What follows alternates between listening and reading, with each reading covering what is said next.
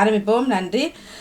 அன்பிலே உறவுகள் அனைவருக்கும் இதுதான வெள்ளிப்பொழுதின் மகிழ்வான காலை உற்சாக வணக்கம் வணக்கம் வணக்கம். எல்லோருக்கும் இந்த நாளினே நாளாகமைய இந்த நொடி வரைக்கும் எங்கள் எல்லோரையும் மூச்சுட வைத்த கடவுளுக்கும் மறவாத நன்றிதான பயந்து ஆரோக்கியத்தோடு உட்கார வைத்த கடவுளுக்கும் மறவாத நன்றிதான பயந்து என்று அனைத்து நல்ல தினங்களையும் கொண்டாடி கொண்டிருக்கும் எல்லோருக்குமே இனிதான வாழ்த்துக்களையும் கூறியபடியே இந்த 4 நிகழ்ச்சிகளுக்குள் உற்சாகத்தோடு இணைந்து செல்லலாம். 5ஆம் தேதி 7ஆம் மாதம் 2024 மற்றும் ஒரு வழக்கு வெள்ளிக்காலை நேரலை பொழுதோடு இணைந்திருக்கின்றோம். அந்த வகையில் வளமையைப் போலவே முதலில் சிந்தனை நேரம், அதனைத் தொடர்ந்து வாழ்த்தும் நேரம். இன்று வாழ்த்தப்படுபவர்கள் தங்களது திருமண பந்தத்தில், அதாவது பதவி திருமணம் செய்திருந்தார், அதான் திருமணம் இந்த நாட்டில். அவர்கள் பத்மினி கமலாந்தன் அவர்களது புதல்வி காயத்ரி மற்றும் மைக்கேல் அவர்களது பதவி திருமணம் நேற்றைக்கு முன்தினம் இடம்பெற்றிருந்தது திருமணம். ஆகவே அவர்களுக்கான வாழ்த்து நேரம் இருக்கின்றது. அது சிந்தனை நேரத்தை தொடர்ந்து, அதனைத் தொடர்ந்து பன்னிசை நேரம், கேள்விக்கணைகள் மற்றும் சொல் விளையாட்டு சொல்தட கேள்விக்கணைகள் சொல் வித்தியார்ந்தனவர்கள் மீண்டுமாக ஹொரடைக்கு பிறகு ஆரம்பிக்கும் முதல் நிகழ்வு. அதில் தொடர்ந்து சொல் விளையாட்டு ஜெயம் அவர்கள் இணைய காத்திருக்கிறார்கள்.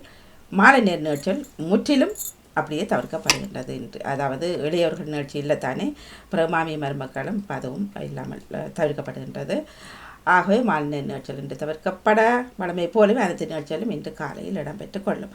ஆரம்பமாக இந்த நேரம் ஆரம்பித்திருப்பதற்கு வாழம்பேல் பிள்ளையோர் வணக்கம். வாருங்கள்.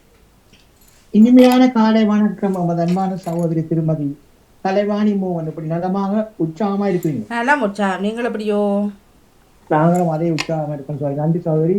அப்படியே முதற்க இந்த நாளை காண தந்த என்றென்றும் ஜீவனோடு இருக்கின்ற தேவகுமாரனுக்கு இருதயத்தின் ஆழத்திலிருந்து கொடான கொடி நன்றிகளை சொல்லிக் கொண்டு, எங்களோட பாமோத்தின் அதிபர் எங்களோட அன்பு சகோதரர் திருவாளர் நடா மோகனையும் அவர்தம் துணைவியார் நமது அன்பு சகோதரி திருமதி கலைவாணி மோகனையும் அவர்களது செல்ல மகளையும் மற்றும் பாமோத்தில் கடந்து சிறப்பிக்கின்ற அனைத்து குடும்ப உறவுகளையும் தாயத்து உறவுகளையும் மற்றெல்லோரையும் எசப்பதாமல் நீங்கள் நிறைவாக என்றென்றும் சகல ஆசீர்வாதங்களை அவர்களை தினமும் நீங்கள் நிரப்பி ஆசீர்வதிக்க கேட்டார்கள் சொல்லிக்கொண்டு தண்டல் இந்து கரவதி நெற்பு பிள்ளை பாலன் கிறிஸ்தவ தொழிலக்கம் சகோதரி 311 சொல்லிக்கொண்டு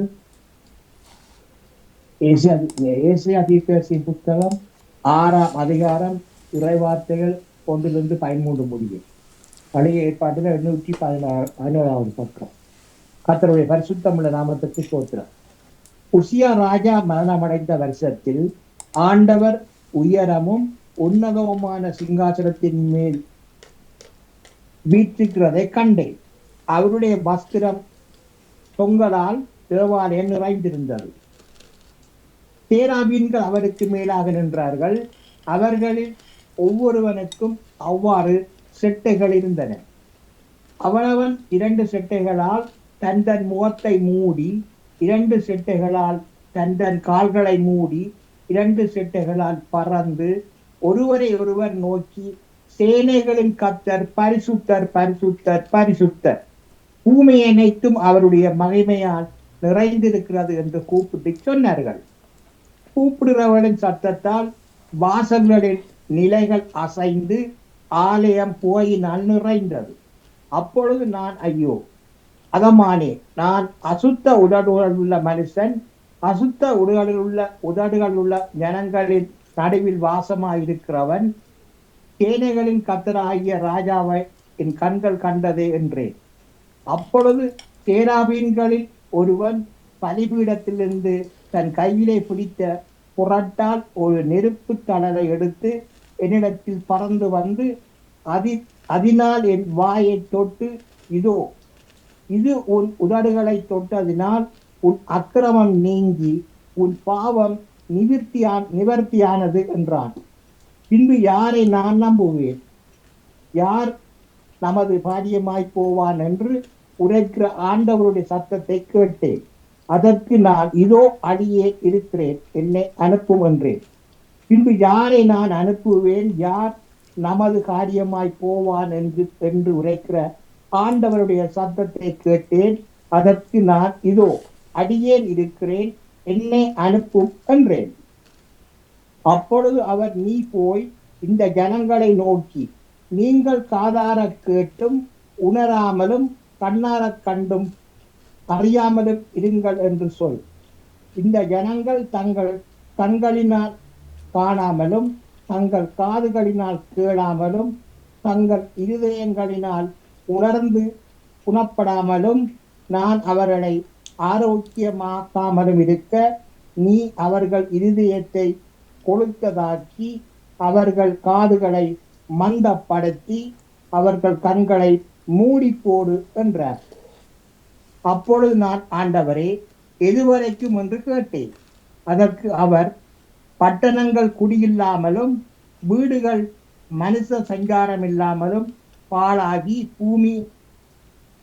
பூமி அவாந்தர வழியாகி கர்த்தர் மனுஷரை தூரமாக விலக்குவதினால் தேசத்தின் நடுமையம் முற்றிலும் வெறுமையாக்கப்படும் வரைக்குமே. ஆகிலும் அதில் இன்னும் 10 பங்கிருக்கும், அதுவும் திரும்ப நிர்மூலமாக்கப்படும். கர்வாலி மரமும் அரச மரமும் இளையற்று போன பின்பு அவைகளின் அடிமரம் இருப்பது போல அதில் அடிமரமும் பரிசுத்த வித்தாயிருக்கும் என்றார். ஆகிலும் அதில் இன்னும் 10 பங்கிருக்கும், அதுவும் திரும்ப நிர்மூலமாக்கப்படும். கர்வாலி மரமும் அரச மரமும் இரையற்று போன பின்பு அவைகளின் அடிமரம் இருப்பது போல அதில் அடிமரமும் பரிசுத்த வித்தாயிருக்கும் என்றார். நாளைக்கு சகோதரி 7ஆம் அதிகாரம் சொல்லிக்கொண்டு பாடும். கர்த்தருடைய பரிசுத்தமான நாமத்துக்கு தோற்றுறோம். போதுமானவரே, புதுமையானவரே, பாதுகாப்பவரே, எம் பாவம் தீர்த்தவரே. போதுமானவரே, புதுமையானவரே, பாதுகாப்பவரே, எம் பாவம் தீர்த்தவரே. ஆராதனை ஆராதனை ஆயுளெல்லாம் ஆராதனை ஆராதனை ஆராதனை ஆயுளெல்லாம் ஆராதனை. எவக்காக தண்டிக்கப்பட்டீரே, அதனால் நான் மன்னிக்கப்பட்டோம். எமக்காக தண்டிக்கப்பட்டீரே, அதனால் நாம் மன்னிக்கப்பட்டோம். எமக்காக காயப்பட்டீரே, அதனால் நாம் சுகம் பெற்று கொண்டோம். எமக்காக காயப்பட்டீரே, அதனால் நாம் சுகம் பெற்று கொண்டோம். ஆராதனை ஆராதனை ஆயுளெல்லாம் ஆராதனை ஆராதனை ஆராதனை எம்மாயுளெல்லாம் ஆராதனை.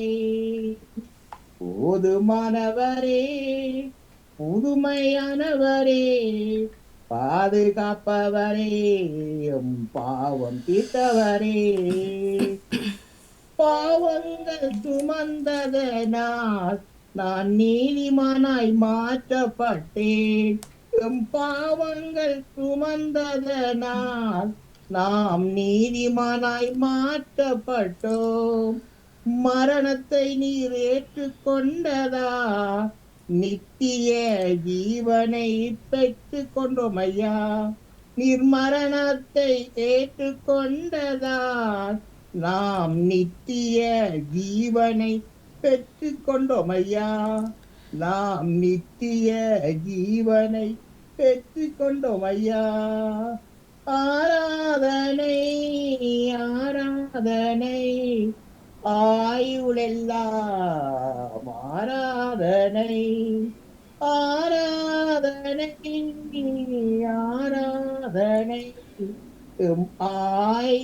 ஆயுளெல்லாம் ஆராதனை. அப்பனே, எல்லோரையும் ஆசீர்வதிங்க வழிநடத்தும். அப்பனே, ஒரு பிள்ளைகள் இதையான மார்க்கமாக எந்தெந்த வாகனங்களை ஒளிந்து சென்று கொண்டிருக்கிறார்களோ, செல்லவிருக்கின்றார்களோ, அவர்களோடு ஒரு சமூகம் கூடவே செல்ல வேண்டும் என்று ஜெபிக்கிறேன் ராஜா.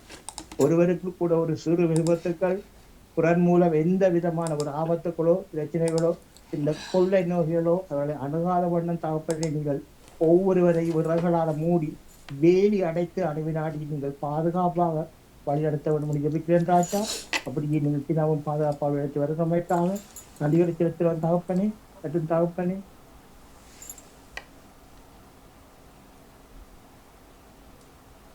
பரம்பரையாக குழப்பங்களை கொண்டு வருகிறது சுத்த ஆவிகள் மந்த சூரிய கட்டங்கள் ஏதாவது இருந்தால் தகப்பனே அப்பா எல்லாவற்றையும் குடும்பங்களின் வெளியேற்ற ஜெபிக்கிறேன் ராஜா. தகப்பனே குடும்பங்களின் ஆசீர்வதிகள் ராஜா தேவையை சாந்திங்க தகப்பனே கற்று கலந்து சிறப்பிக்கிற மற்ற எல்லா சிறுவர் சுரிமைகளையும் தகப்பனே நீங்கள் இந்த ஞானத்தையும் நல்ல பாதுகாப்பையும் கொடுத்து அணுவினாடியும் பாதுகாப்பாக எடுத்து ஜெபிக்கிறேன் தகப்பனே.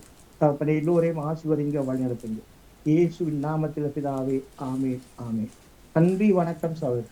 மிக்க மிக்க நன்றி. வணக்கம் டேவிட். வணக்கம் பாருங்க. வணக்கம். மனிதர் அப்பத்தினால் மட்டுமல்ல கடவுளின் சொல்லாலும் உயிர் வாழ்வார் என்கின்றார் நம் ஆண்டவர். அல்லேலூயா. மனிதர் அப்பத்தினால் மட்டுமல்ல கடவுளின் சொல்லாலும் உயிர் வாழ்வார் என்கின்றார் ஆண்டவர். அல்லேலூயா. பிதாசுதன் தூயாவியின் பேராலே ஆமென். இறை புகழ்ச்சி உமக்கே. காலை வணக்கம் சகோதரி திருமதி கலைவாணி மோகன் அவர்களே. நலமாக உற்சாகமாக இருக்கின்றீர்களா? வணக்கம். நல்ல உற்சாகம். நீங்கள் எப்படியோ? நான் நலமாக இருக்கின்றேன். நன்றிகள். உங்கள் குடும்ப நல உற்சாகத்திற்காக இறைவனை பிரார்த்தித்து பாமுக உறவுகளுக்கு காலை வணக்கம் கூறி கிறிஸ்தவ நற்சிந்தனையை வழங்குபவர் பிரான்சில் இருந்து டேவிட். கிறிஸ்தவ நற்சிந்தனை தொடரன் 1665 பொதுக்காலம் 13ஆம் வாரம் என்று வெள்ளி தினமுமாகும். அன்பான உறவுகளே, எம்மை படைத்து பாதுகாத்து வரும் பரமனை பாடுவோம். அதே நேரத்தில் இந்த திருகவை புனித அந்தோனியா மரியா சக்கரியா அவர்களை நினைவு கூறுகின்றது.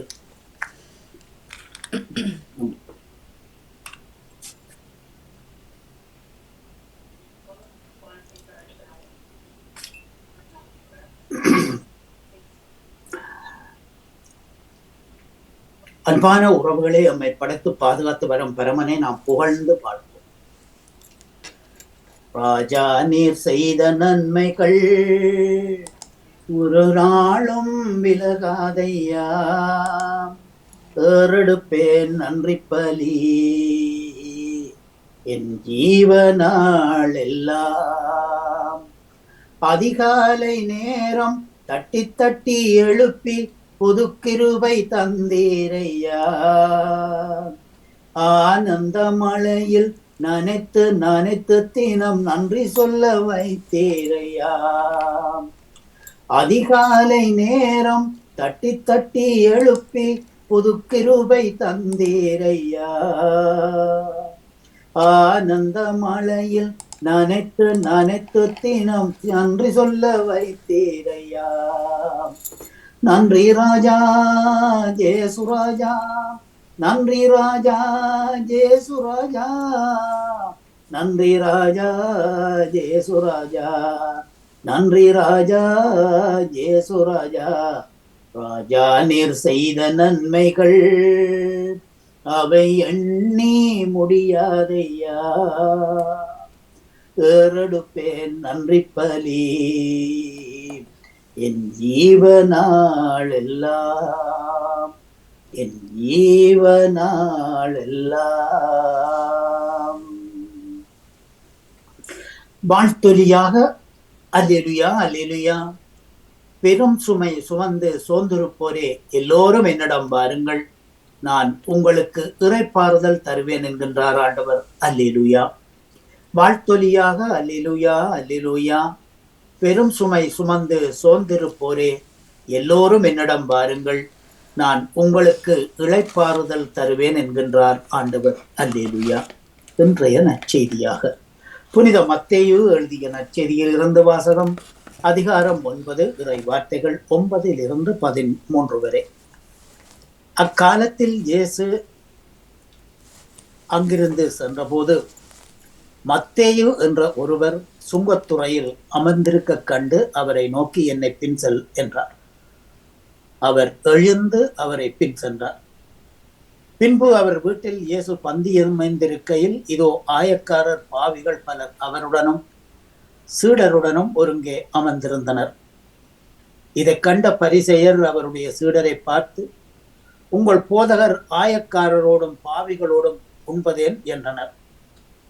இதை கேட்ட இயேசு, மருத்துவன் நோயற்றவருக்கு அன்று நோய் உற்றவருக்கே தேவை, பலியை அன்று இரக்கத்தையே விரும்புகின்றேன் என்பதன் கருத்தை போய் கற்றுக்கொள்ளுங்கள், ஏனெனில் நீதிமான்களை அன்று பாவிகளையே அழைக்க வந்தேன் என்றார்.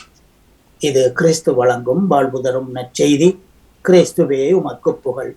இன்றைய நற்சிந்தனையாக, நீதிமான்களை அன்று பாவிகளையே அழைக்க வந்தேன் என்கின்றார் நமது ஆண்டவராகிய இயேசு.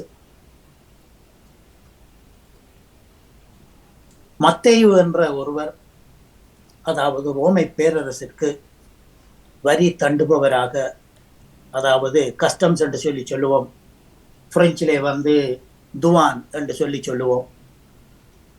ஆகவே இந்த இறக்குமதி பண்ணப்பட்ட பொருட்கள், ஏற்றுமதி பண்ணுகின்ற பொருட்களுக்கு வரி செலுத்துவது வழக்கம். இந்த பொறுப்பிலேயே புனித மத்தேயு அவர்கள் அமர்ந்திருந்தார்கள். ஆகவே இந்த வரி தண்டுவது இந்த பரிசெயர் சதிசெயருக்கும், ஏன் அங்குள்ள இஸ்ராயேல் மக்களுக்கும் ஒரு எரிச்சலூட்டுவதாக இருந்தது. இவன் எங்களுடைய பணத்தை எடுத்து ரோமை பேரரசுக்கு கொடுக்கின்றானே என்று சொல்லி அவர்கள் மீது ஆத்திரப்படக்கூடிய அந்த தன்மையும் அந்த காலத்திலே இருந்தது. இந்த நேரத்தில் தான் அவர் தனித்திருக்கையில் இயேசு அந்த வழியே வருகின்றார். அவரை நோக்கி என்னை பின்செல் என்கின்றார். சாப்பிடுவதற்காக கூடியிருக்கின்றார்கள். அந்த நேரத்திலே இந்த பரிசேயர் இயேசுவின் மேல் குற்றம் காணும்படியாக இவர் பாவிகள் என்று சொல்லி சொன்னால் அந்த வரிதண்டிய மத்தேயுவோடும் மற்றும் அதோடு சேர்ந்தவர்களோடும் இருந்திருக்கிறாரே என்று சொல்லி இந்த கேள்வியை நேரடியாக இயேசுவிடம் கேட்காமல் அவருடைய சீடர்களிடம் கேட்கின்றார்கள். இதை உற்று கவனித்துக் கொண்டிருந்த அந்த பாமர மகன் இயேசு, அவர் இறைமகன் என்றபடியால் இவர்கள் என்ன பேசுகின்றார்கள் என்பதை காதால் கேட்டாமல் விட்டாலும், ஆனால் அவர்களுடைய சிந்தனையை, ஆழ்ந்த சிந்தனையை, உள் வரும் கருத்துக்களை தன்னுடைய மனதிலே அறியக்கூடியவராக இருந்தார். அதற்காக அவர் சொல்லும் வார்த்தை, நோய் யற்றவருக்கு அன்று நோய் உற்றவருக்கே, அதாவது வருத்தம் இல்லாதவருக்கல்ல, வருத்தத்திலே துன்பப்படுகிறவர்களுக்காகத்தான் நான் வந்தேன் என்று சொல்லி தன்னுடைய கருத்தை இங்கே இயேசு பதிவு செய்கின்றார். அன்பான உறவுகளே, இன்றைய நாளிலே இந்த வார்த்தை தரும் இந்த தெய்வீக வார்த்தையானது இந்த பொதுக்காலம் 13வது வாரத்திலே நமக்கு தரப்படுகின்றது. இந்த வார்த்தைகள் எல்லாம் நாம் தவக்காலத்திலே கேட்ட வார்த்தைகளாக எங்களுக்கு புத்துயிர் அளிப்பதாக, தவக்காலம் முடிந்து பாஸ்கா காலம் முடிந்து இப்போது பொதுக்காலத்திலே இருக்கும் எங்களுக்கு திருச்சபை நமக்கு தருகின்றது. ஏது தமது சீடர்களாக நேர்மையாளர்களையும் நீதிமான்களையும் நல்லவர்களையும் மட்டும் அழைக்கவில்லை. அவரது ஆட்சியில் பாவிகளுக்கும் ஏழைகளுக்கும் சாதியின் பெயராலும் மதத்தின் பெயராலும் சமுதாயத்தில் புறக்கணிக்கப்பட்டவர்களுக்கும் ஒதுக்கப்பட்டவர்களுக்கும் தனியுடம் உண்டு. இதனை எடுத்துக்காட்டுவதாகவே இந்த மத்தேயு அழைப்பு அமைகின்றது. சுங்கச்சாவடியில் பணிபுரிந்த மத்தேயுவை சொந்த மக்களை வெறுத்து ஒதுக்கினர், தனிமைப்படுத்தி மகிழ்ச்சி கண்டனர், ஓரங்கட்டி வேடிக்கை பார்த்தனர். மத்தேயு மன வேதனையால் நொந்து அழுதார். சமுதாயம் தன்னை தூக்கி எறிந்த இருக்கின்றதே என்று இருந்த அந்த மத்தேயுவை இயேசு அழைக்கின்றார். அவரது இல்லத்துக்கு சென்று வேதனையில் தவிர்த்த அவருக்கு மகிழ்ச்சி கொடுக்கின்றார் இயேசு.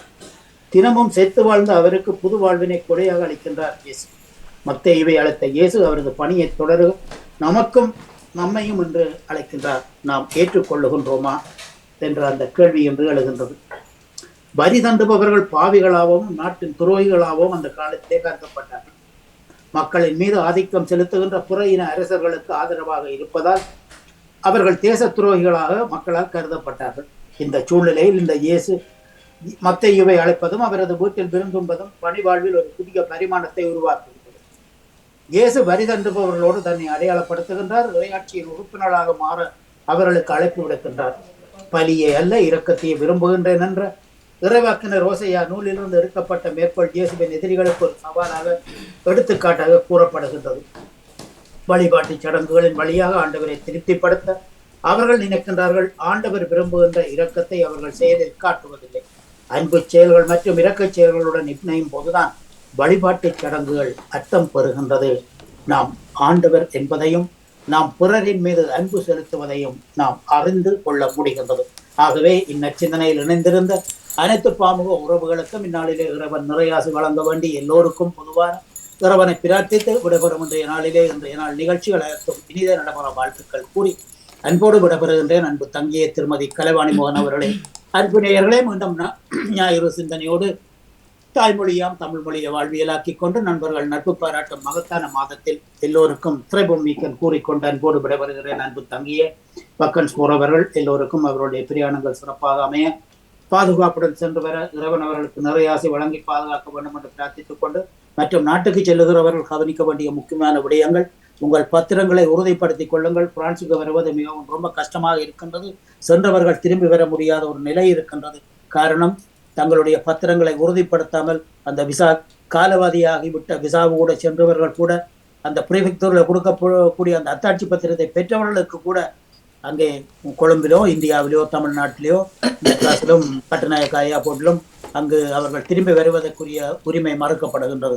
ஆகவே அன்பான உறவுகளே, நீங்கள் மக்கள் செல்லும் போது, விடுமுறை கழிக்க செல்லும் போது உங்களுடைய பத்திரங்களை உறுதிப்படுத்தி கொண்டு செல்லுங்கள் என்ற ஒரு அன்பான வேண்டுதலுடையும் அறிவுறுத்துகளுடையும் அன்போடு விடைபெறுகின்றேன். நன்றி, வணக்கம். மிக்க மிக்க நன்றி அண்ணா. உங்களுக்கு இனிய பொழுது எல்லாமே 8 சனி ஞாயிற்றுக்கிழமை சிறப்பாகவே வாழ்த்துக்கள். நன்றி, நன்றி, நன்றி அம்மா, நன்றி. வணக்கம் ராஜினி அல்போன்சர், வணக்கம். பாருங்கள்,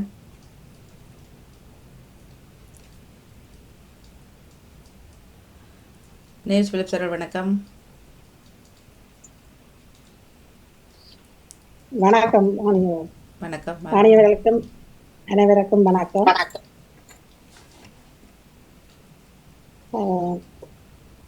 அரசின் புனித இடம் அரசருக்குரிய இல்லை. நாம் இறைவாக்கினர் இல்லை, இறைவாக்கினர் குழுவில் உறுப்பினரும் இல்லை என்று சொல்பவர்களை நீங்கள் என்னிடம் வர வேண்டாம். நான் ஆடு மாடு மேய்ப்பவன், காட்டு அத்திமரத்தில் தோட்டக்காரன், ஆடுகள் ஓட்டிக்கொண்டு போன என்னை ஆண்டவர் உரைத்திடு என்று அனுப்பினார். எனவே இப்பொழுது ஆண்டவரின் வாக்கைக்கு இஸ்ராயலுக்கு எதிராக இறைவாக்கு உரைக்காது, ஈசாக்கின் வீட்டாருக்கு எதிராக பேசாது என்று நீ சொல்கிறாய்.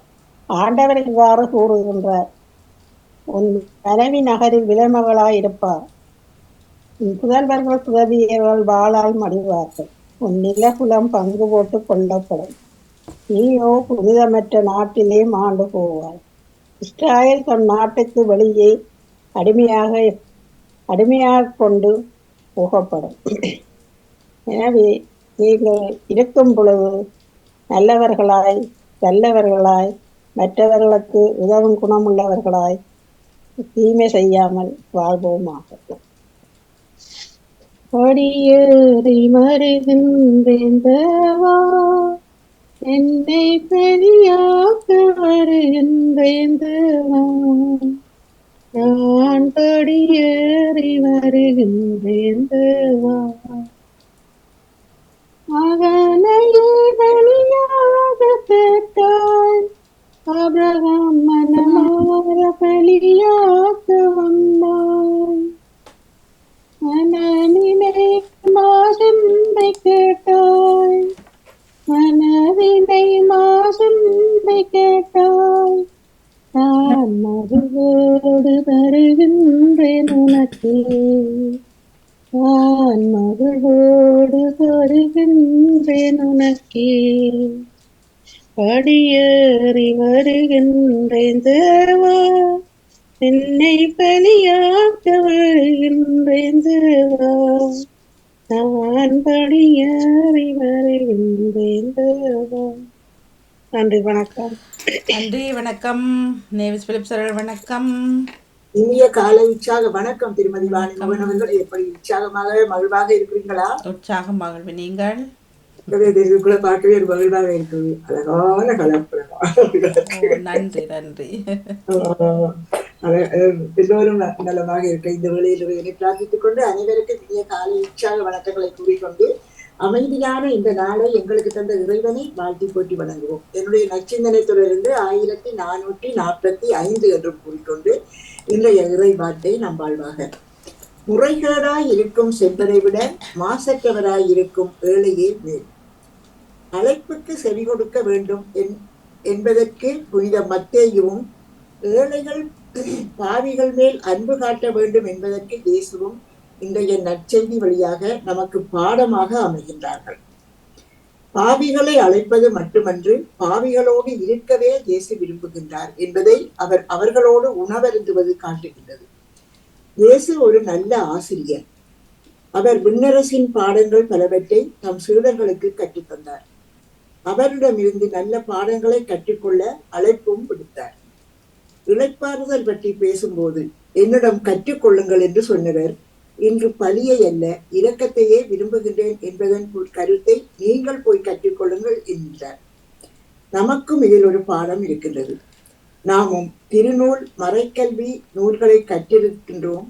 ஆனால் அவற்றின் அடிநாதமான மானுட நேயத்தை, பரிவை, இரக்கத்தை கற்றிருக்கின்றோமா அல்லது மேலோட்டமாக செய்திகளை மட்டுமே பெற்றிருக்கின்றோமா என ஆய்வு செய்ய படிக்கின்றார் இயேசு.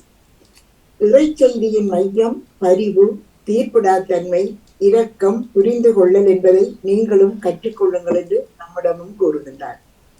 என்னை பின்பற்றி வா என சுங்கச்சாவடியில் வரி வசூலித்துக் கொண்டிருந்த லேவி என்னும் பெயருடைய மத்தேயுவை அழைக்கின்றார் இயேசு. இந்த அழைப்பில் இழப்பும் இருந்தது, ஆதாயமும் இருந்தது. வரி வசூலிப்பவர்களை பாவிகளென ஒதுக்கி வைத்திருந்த அந்த காலத்தில் இயேசுவின் போதனைகள் லேவியை கவர்ந்திருந்தது. அவர் இயேசுவை காண்பதற்கு ஆவலாக இருந்தார். இயேசு அவரை அழைத்ததும் உடனே எல்லாவற்றையும் விட்டுவிட்டு இயேசுவை பின்தொடர்கின்றார். இதனால் தனது பதவி, வருமானம், வசதி வாய்ப்பை இழந்தார். ஆனால் மிகப்பெரிய மதிப்பை பெற்றுக் கொண்டார். சவாலான மத்தேயு என்ற பெயர் நிலைத்து நிற்கக்கூடிய வாழ்வை பெற்றுக் கொண்டார். இறுதியாக இந்த உலக இன்பத்தை இழந்தார். ஆனால் முடிவில்லாத நிலையான ஆனந்தத்தை சுவைத்தார். இன்று ஆன்மாவை பலப்படுத்துகின்ற, உனக்கு மருந்தாக இருக்கின்ற மத்தேயு நற்செய்தியை எழுதியவர் இந்த புனித மத்தேயு. இந்த ஆன்மாவை பலப்படுத்துகின்ற, நமக்கெல்லாம் ஊக்க மருந்தாக இருக்கின்ற மத்தேயு நற்செய்தியை எழுதியவர் இந்த புனித மத்தேயு.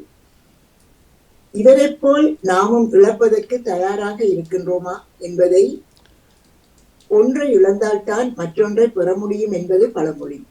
இயேசுவை பெற வேண்டும் என்றால் இந்த உலகம் காட்டுகின்ற நியதி ஆதாயத்தை இழக்க வேண்டும். இயேசுவை உண்மையாக நாம் தேட வேண்டும்.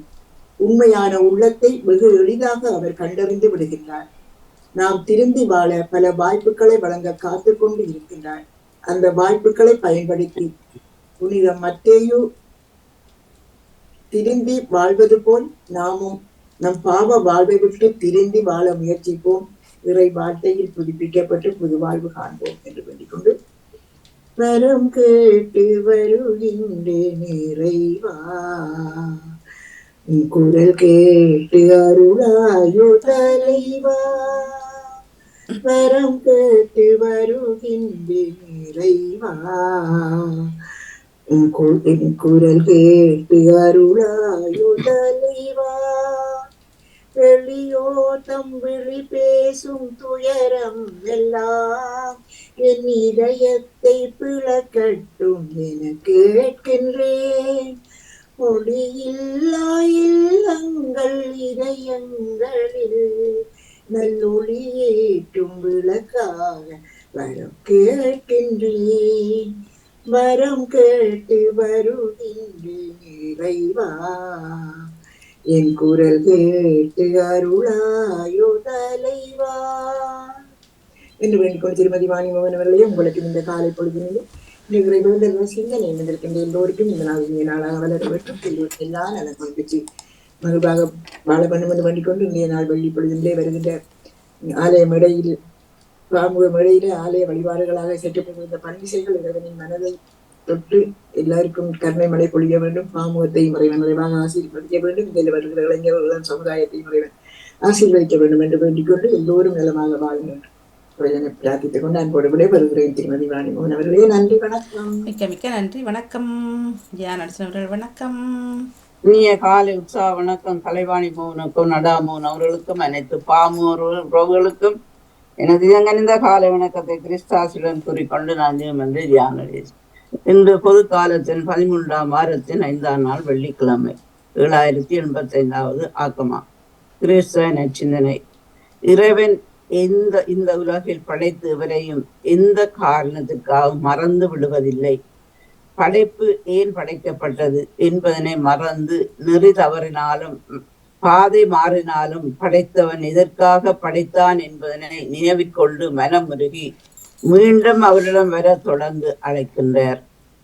இன்றைய சிந்தனையானது தமது தொழிலின் நிமித்தம் பிறரது வறுமையிலும் மற்றவர்களது வயிற்றுப்பசி அறியாது ஏமாற்றி பிடுங்கி சுயநலத்துடன் பேராசையால் சொத்துக்கு மேல் சொத்து குவித்து நல்ல உறவுகளை முறித்து வாழுகின்ற உள்ளங்களை நல்ல மனமாற்றத்துடன் எல்லோரையும் அனுசரித்து வாழ சுங்கச்சாவடியில் அமர்ந்திருந்து வரி வசூலித்த மத்திய அழைத்தது போன்று எம்மை அழைக்கின்றார் ஜேசு. சுங்கச்சாவடியில் மத்தியவை பார்த்தவர்கள் அவரை வரி வசூலிக்கும் பாவியாகவும் தேசத்து துரோகியாகவும் மக்களின் எதிரியாகவும் மட்டுமே பார்த்தனர். ஆனால் இயேசுவின் கண்களில் மத்தேயு என்கிற மனிதன் மட்டுமே தெரிந்தார். மத்தேயு என்கிற மனிதனுக்கு இந்த ஏக்கமும் மனப்பற்றதுக்குரிய தகுதி தெரிந்தது. தானும் தன் நற்செய்தியும் கொண்டு வரும் மீட்பு மத்தேயுவுக்கு மட்டுமல்ல, அவரை போன்று பாவிகளாக சமூகத்தில் ஒதுக்கப்பட்ட பலருக்கும் தேவை என்பதும் பட்டது. இயேசுவின் இரக்கத்தின் பார்வை, நட்பின் பார்வை, மீட்பின் பார்வை மத்தேயுவுக்கு புரிய ஆற்றலாக பதிக்கின்றது. என் கூடவே இரும் ஓ இயேசுவே, நீர் இல்லாமல் நான் வாழ முடியாது. என் பக்கத்திலே இரும் ஓ இயேசுவே, நீர் இல்லாமல் வாழ முடியாது. இருளான வாழ்க்கையிலே வெளிச்சமானிரே, உயிரற்ற வாழ்க்கையிலே ஜீவனானிரே. என் வெளிச்சமும் நீரே, என் ஜீவனும் நீரே. எனக்கு எல்லாமே நீங்க தானப்பா, எனக்கு எல்லாமே நீங்க தானப்பா. கண்ணீர் சிந்தும் நேரத்திலே நீ தாயுமானிரே, காயப்பட்ட நேரத்திலே நீ தகப்பனானிரே. என் அம்மாவும் நீரே, என் அப்பாவும் நீரே. எனக்கு எல்லாமே நீங்க தானப்பா, என் கூடவே இரும் ஓ இயேசுவே, நீர் இல்லாமல் நான் வாழ முடியாது. வியாதியின் நேரத்தில் வைத்தியரானிரே, சோதனை நேரத்தில் நண்பனானீரே. என் வைத்தியரும் நீரே, என் நண்பரும் நீரே. எனக்கு எல்லாமே நீங்க தானப்பா, என் கூடவே இரும் ஓ இயேசுவே, நீர் இல்லாமல் நான் வாழ முடியாது. என் பக்கத்திலே இரும் ஓ இயேசுவே, நீர் இல்லாமல் வாழ முடியாது. நன்றி, வணக்கம். கலைவாணி மோகன். நன்றி, வணக்கம் ஜெயா நடேசன் அவர்களே. வணக்கம். வணக்கம். நன்றி நன்றி, வணக்கம். சமய சிந்தனை பொது சிந்தனையில் இருப்பேன், தரலாம். வணக்கம். வணக்கம் வாணி. பொது சிந்தனைகள் இல்லை, பண்ணிச்சு கொண்டு தொடர்பேன். பொது சிந்தனை இருக்கு, தாய் சிந்தனை என்பது பயப்படுது. அப்பா தருகிறேன், இன்று நடந்ததை வைத்துக் கொண்டு ஒரு பொது சிந்தனை தருகிறேன். நாம் ஏதாவது பிழை விட்டிருக்கிறோமோ என்று எங்களுடைய மனதில் தோன்றினால் அதை திரும்ப பார்ப்பது நல்ல செயல். அதுதான் எனக்கு இன்றைய சிந்தனையில் வந்தது. அதை நானும் ஏற்றுக்கொள்கிறேன், உறுதிப்படுத்திக் கொள்வோம். சரி, நன்றி, வணக்கம். அது நல்ல பழக்கமும் உறுதிப்படுத்துவது. சரி, நன்றி, வணக்கம். உற்சாகமான வணக்கம் மணிக்காலையின் பக்கம்தான் மன்னிப்புடன் உற்சாகமான வணக்கம் வணக்கம். வாங்க. இன்று மாலை எங்களுடைய வீட்டு வளாக கொஞ்சம் பக்கமாக பாடசாலையின் பின்னே ஒரு இளையவர் குத்தி கொலை செய்யப்பட்டு இறந்தார். அவருக்கான நினைவு ஆஷ் என்ற மக்களை அழைத்திருக்கிறார்கள். யாரெல்லாம் விரும்புறீங்களோ நிச்சயம் அழைக்கப்படுகிறீர்கள் அந்த இடத்துக்கு 7 மணிக்கு என்று சொல்லி இணைத்திருக்கிறார்கள். போகும்போது இருக்கிற இடத்துக்கு நமது மக்கள் அவ்வளவு பேரையும் நாங்க பார்க்கக்கூடியதா இருக்கும். ஏனென்றால் இவர்கள் பலகாலம் இங்கேயேதான் பிறந்து சந்ததி சந்ததியாக வாழ்ந்தவர்கள். அப்போ அந்த இடத்துல நாங்கள் இப்ப இந்த இடத்துல வாழ்றபடிகளை நாங்களும் இந்த இடத்தாக்கள் என்று சொல்லியே நாங்களும் அங்கே போக போறோம். ஒரு பதட்டமாயும் ஒரு பயமாயும் தான் இருக்கு வரைக்கும். அந்த சின்ன 15 வயது பிள்ளை இல்லையா, அதே பாடசாலையில் தான் எனது பிள்ளைகளும் படித்தார்கள். எவ்வளவு துடித்து இறந்திருப்பாருன்னா அந்த நேரம் இப்பவே எனக்கு இன்று காலையில இருந்தே அந்த உடம்பு ஒரு மாதிரியாவே இருக்குது. அது நினைக்கவே ஓடிக்கொண்டிருக்கிறது. எப்படி இருந்தாலும் அவருடைய ஆத்மா சாந்தி அடைய வேணும். அவர் நினைத்ததை அடைய முடியல, வாழ முடியவில்லை. ஆனா அவருக்கான மன சாந்திகளையும் செய்யவே அங்க மக்கள் இன்று நிச்சயமாக போவார்கள். நான் முடியுமானால் ஒரு பதிவினை எடுக்க சரியா இருக்குமா தெரியாது. ஃபியூனரலுக்கா அல்லது ஒரு ஒன்று உடன் மாதிரி செய்கிறார்களா? மட்டும் அவர் உயிர் இழந்த இடத்துல மட்டும் ஒரு ஒன்று கூட பிரேயர் மாதிரி செய்ய போறாரு. இனிமேல் இப்படி ஒண்ணு நடக்க கூடாதுன்ற மாதிரியான பேச்சுக்களும் இருக்கும் என்று நினைக்கிறேன். நிச்சயமா அதுல அநேகமாக இந்த வயதுக்குட்பட்ட 18 வயதுக்குட்பட்ட பிள்ளைகளுக்கு தான் இது நிறைய நடக்குது. கத்தி குத்து பிரச்சனை. அவர் உயிரிழந்திருக்கிறார். வெள்ளிக்கிழமை அந்த பாடசாலை 9ஆம் வகுப்பை நிறைவு செய்து அவருக்குரிய அந்த பட்ட படிப்பு அந்த நிறைவு செய்து விட்டார் என்ற சான்றிதழும் கிடைக்க பெற்ற பின்புதான் அன்று இரவு அடுத்த நாள் விடியப்புறம் 2 மணிக்கு இது நடந்திருக்கின்றது. இந்த நாட்டவர் தான் செய்தவரும் இந்த நாட்டவர், இறந்தவரும் இந்த நாட்டவர். பெரிய கவலையாக ஒரு விடயம் தான். இல்லை அதான் என்னண்டு இது எதர்ச்சியாண்டு இல்லை, ஏதோ பிளான் பண்ணி தான் நடந்திருக்கும். இது இப்போ நேற்றைய செய்தி கேள்விப்பட்ட இலங்கையில் கொழும்பில் 65வது மாடியிலிருந்து 15 வயது அவர்களுக்கும் 15 வயசு 2 பேர் குதி திறந்ததாகவும் செய்தி நேற்று அறிந்திருந்தோம். யோசித்தவர்களுக்கெல்லாம் இப்போ இப்படி நடக்கிறத ஒன்றும் செய்ய முடியாது. அது ஒரு வன்மம். இப்போ இது பிளான் பண்ணியே செய்திருந்தார்கள் போல சொன்னதால். செய்யறன்றது பெரிய ஒரு எதுக்காகன்றது சரியான கஷ்டமான விடயம். அந்த அடிச்சு போட்டு பேசி போட்டு விடலாம் ஒரு பிரச்சனையண்டா. ஏன்னா ஒரு உயிரை எடுக்கிறதுக்கு யாருக்குமே ரைட்ஸ் இல்லை கடவுளை தவிர. அதுல ஒரு விடயம் என்னன்னா, அந்த 2 மணிக்கு போய் அவர் வீடுகள் எல்லாவற்றையும் தட்டி, அவருடைய நண்பரின் கையில் தான் அவருடைய உயிரிழந்து போனது. அவர் எல்லா வீடுகள்லையும் போய் தட்டிதான் அந்த நேரம் ஒரு தடவை கதவு திறக்கவில்லை. அதுதான் ஒரு பெரிய ஒரு மனச்சஞ்சலமாக இருக்கு. ஒரு கஷ்டமான ஒரு விடயம். எவ்வளவு ரோட்ல நடந்ததாமா பள்ளிக்கூட வளாகத்துக்குள்ள எங்களோட வீடிய பக்கத்துல உங்களுக்கு தெரியும் அந்த பாடசாலை அந்த பின் கார்டன்ல நடந்தது. இரவு நேரமா? விடியப்புறம் 2 மணிக்கு. இல்ல அந்த நேரம் திறந்திருக்க மாட்டார்கள் தானே மக்கள். நித்திரை பயம்.